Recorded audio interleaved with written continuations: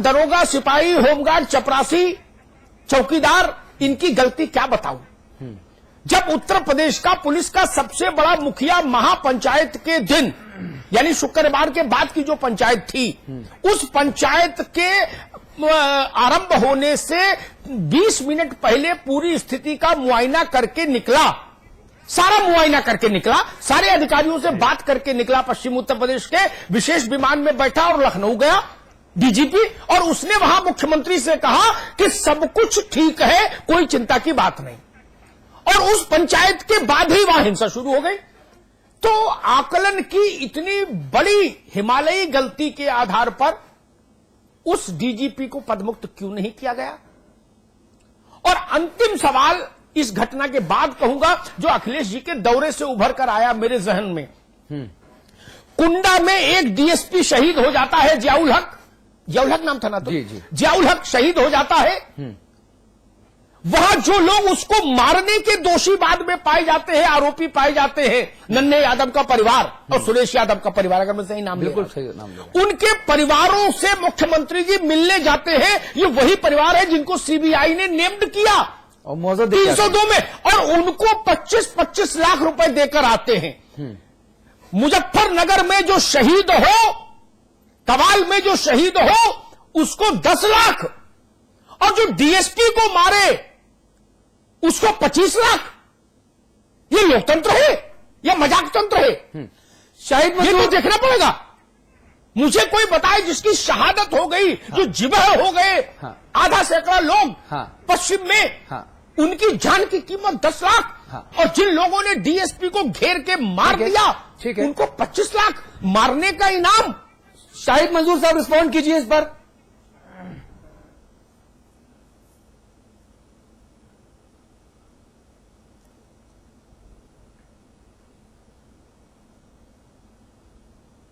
कुछ दिक्कत है। शाहिद मंजूर हमारे साथ दिख तो रहे हैं, लेकिन शायद लगता है हमारी आवाज और उनकी आवाज हम तक नहीं पहुंच पा रही है।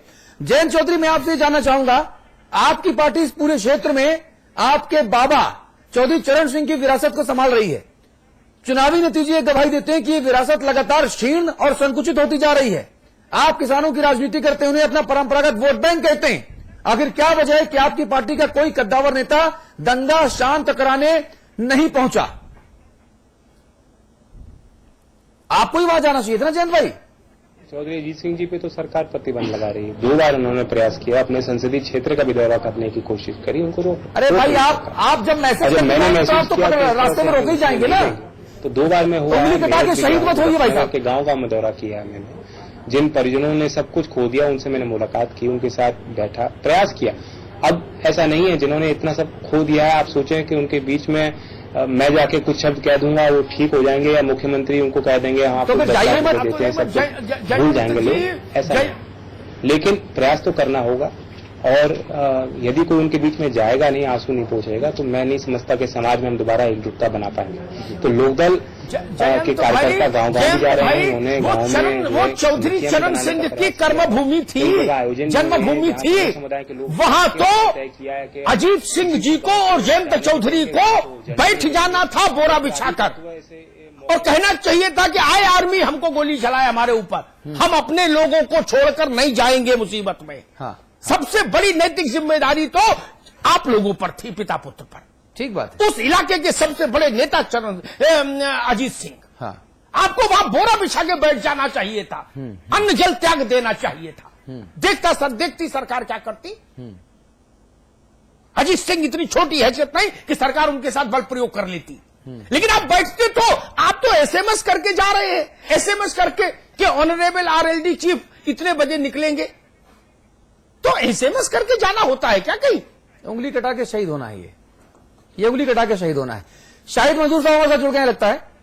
शाहिद मंजूर साहब, सवाल बड़ा ये है कि क्या केंद्र में और प्रदेश में जो लोग सत्ता में होंगे वही राजनेता जाकर वोटों की फसलों को लूटेंगे, बाकी नेता प्रतिपक्ष चाहे वो राज्य का हो चाहे केंद्र का हो, उनको जाने की इजाजत नहीं मिलेगी?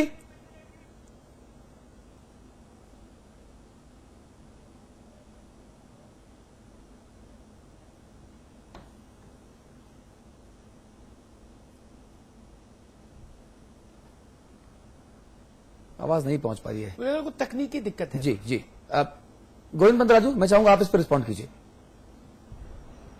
अतुल अपना सवाल दोहराएंगे? जी, सवाल मेरा सिर्फ यह है कि क्या ये ठेका केंद्र और राज्य की सरकारों ने ले लिया है? और इसी से जुड़ा एक दूसरा सवाल ये है कि जब राज्य सरकार मुख्यमंत्री कवाल गांव पहुंचे, लोगों ने जो कुछ भी कहा या नहीं कहा, आपने उस एसएसपी के खिलाफ सस्पेंशन का ऑर्डर वहीं से पारित कर दिया।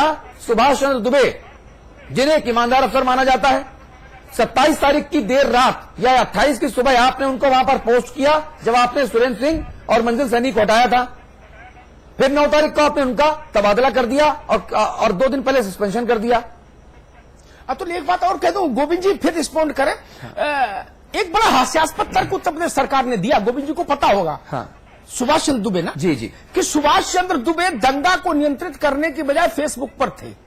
ये भी लिखा है उसमें, उनके निलंबन में। सुभाष चंद्र का अकाउंट देखा गया तो उसमें 1 महीने में कुल 4 पोस्ट है, बाकी कोई लाइक भी नहीं। अजब ख्याल है भाई, अजब अंधेर कर दिए। चाहे जो लिख के दे दीजिए, चाहे जिसको सस्पेंड कर दीजिए। दंगा होने की आशंका में आईएएस अधिकारी 41 मिनट में सस्पेंड, और दंगा में 50 लोग मारे गए। डीजीपी, मुख्य सचिव, किसी पर कोई कार्रवाई नहीं। वहां पे डीएम भी था, वहां पे आईजी लॉ एंड ऑर्डर था, वहां पे आईजी मेरठ रेंज था, एडीजी साहब थोड़ी दूर आकर दौरा कर गए थे, फिर बगैर कैंप बनाया गया था। शामली का एसएसपी अब्दुल हमीद, शामली का एसएसपी संत और मुजफ्फरनगर का एसएसपी अंगुलीमाल, ये कैसे हो गया गोविंद जी?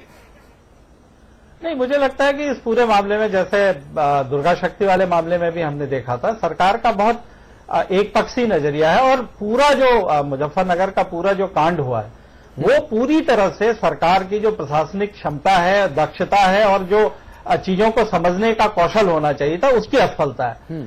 शुरू से सिर्फ एक बिंदु ऐसा है जहां पर मैं उत्तर प्रदेश की सरकार को उसको बधाई देना चाहूंगा कि उसने रात में दंगा भड़कने से पहले सीधे सेना को बुला लिया। अगर सेना नहीं बुलाई गई होती तो शायद ये जो दंगा है, इसकी आग कई गुना ज्यादा बड़ी होती और बहुत ज्यादा लोगों को अपनी जान और माल का नुकसान झेलना पड़ता। जी, केंद्र की सरकार ये कह रही है कि गृह मंत्रालय के अधिकारियों ने उत्तर प्रदेश सरकार के नौकरशाहों से कहा कि माई बाप एक चिट्ठी तो भेजो सेना के लिए, सेना के बिना नहीं सुधार पाओगे आप।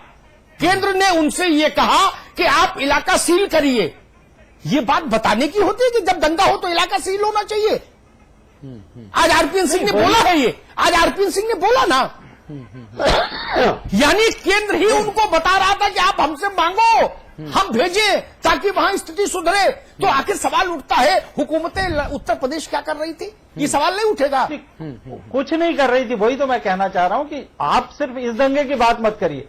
उत्तर प्रदेश में जिस 42 दंगे खुद समाजवादी पार्टी की सरकार मानती है कि उनके आने के बाद हुए हैं, और केंद्र सरकार ने तो उसकी संख्या अब आज 107 तक कही है, लेकिन वो जितने भी दंगे हैं उन सब में आप देखिए, सब दंगों की शुरुआत जो सरकार की कुशलता है, प्रशासन की जो चीजों को समझने की क्षमता है, उसकी असफलता की वजह से। हर दंगा एक बहुत छोटी घटना से, जिसको अगर उसी वक्त नियंत्रित कर दिया गया होता तो न वो सांप्रदायिक दंगा होता, न वो समाज के लिए किसी तरह की तनाव की वजह बनता। ठीक है, तो सरकार, आप श्रम मंत्री हैं, अखिलेश जी मुलायम सिंह जी के बड़े करीबी बताए जाते हैं और उसी इलाके से है, पश्चिमी उत्तर प्रदेश से। शाहिद मंजूर साहब, मेरा बड़ा सवाल यह है कि जो ईमानदार अधिकारी ईमानदारी से काम करे, उस ईमानदार अधिकारी को आप वहां पे रहने नहीं दो।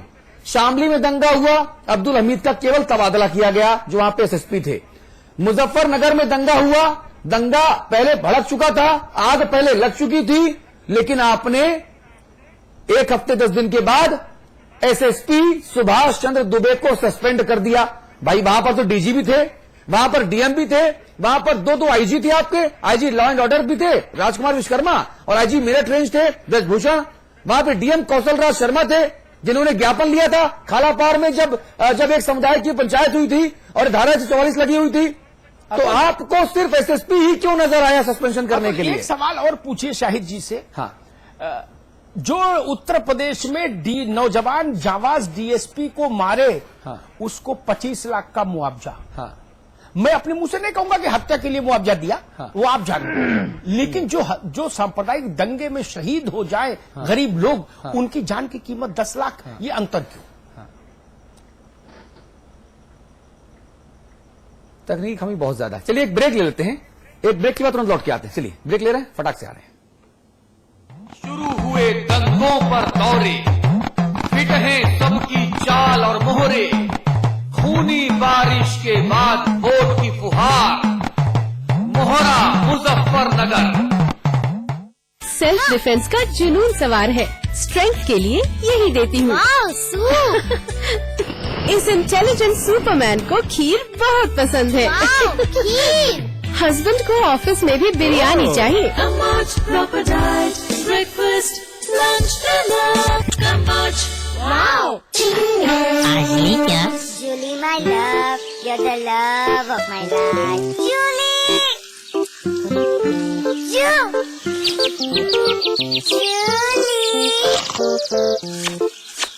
उंगली खुजली ने प्लान बनाया क्विकली और पाइप दबाया quietly.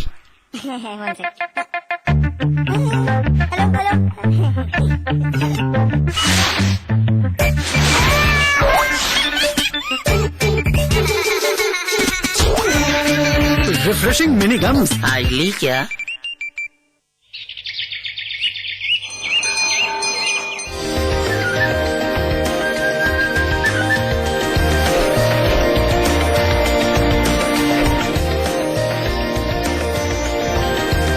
Pentagon mall Haridwar Uttarakhand का सबसे बड़ा मॉल और मल्टीप्लेक्स निर्माता सुपरटेक। खोल दो इन खिड़कियों को, इन दरवाजों को, हाथों को फिर से हाथों में डालो, किसी को गुदगुदाओ, दोस्ती करो, मोहब्बत करो।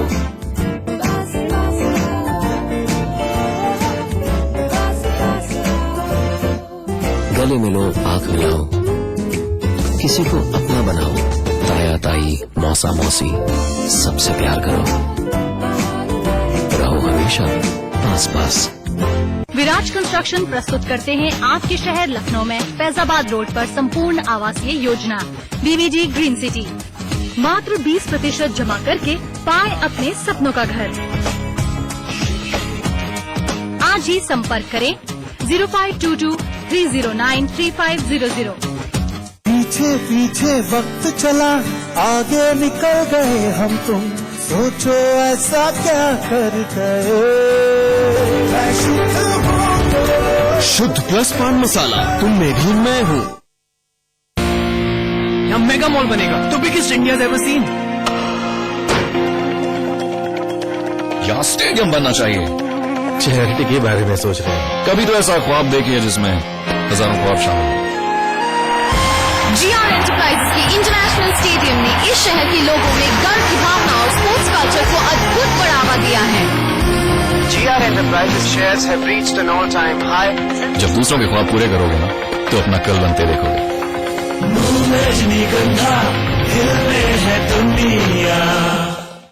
बढ़ेगी उपज जब होगी अच्छे बीजों की रोपाई, और तभी बढ़ पाएगी किसानों की कमाई। आयोजित हो रहा है 6ठा नेशनल सीड कॉन्फ्रेंस। पूजा रावत, दिव्या रावत, जय आदित्य रावत, ये बच्चे 16 जून 2013 से उत्तराखंड में आई आपदा के बाद से लापता हैं। इन्हें आखिरी बार रामबाड़ा में देखा गया था। अगर आप इन बच्चों के बारे में कोई सूचना देना चाहते हैं तो इन नंबरों पर संपर्क करें। जानकारी देने वाले को 5 लाख रुपए का इनाम दिया जाएगा। शुरू हुए दंगों पर दौरे, फिट हैं सबकी चाल और मोहरे, खूनी बारिश के बाद वोट की फुहार, मोहरा मुजफ्फरनगर। चलिए, कुछ तकनीकी खामी की वजह से हमने मंत्री शाहिद मंजूर साहब को फोन पर जोड़ा है अपने साथ। आप उनको देख नहीं पा रहे हैं, लेकिन आप उनको सुन जरूर पाएंगे। शाहिद भाई, बहुत स्वागत आपका समाचार प्लस पर। शुक्रिया अतुल भाई। कैसे हैं?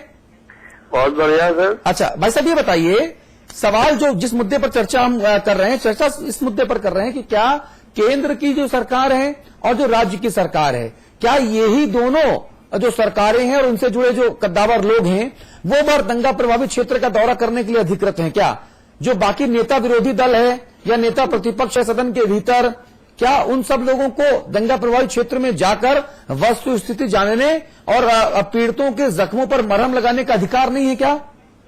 नहीं, ये बिल्कुल आपकी बात सही है। हाँ। अतुल जी सबको अधिकार है हाँ और सब लोग मौके पे मौजूद हैं। हाँ आज जो लोग दंगा प्रभावित क्षेत्रों का दौरा करने जा रहे हैं, हाँ आप पहले दिन की घटना लीजिए, उससे पहले दिन की घटना लीजिए, जी जी ये सब लोग मौके पे मौजूद हैं। हाँ चाहे वो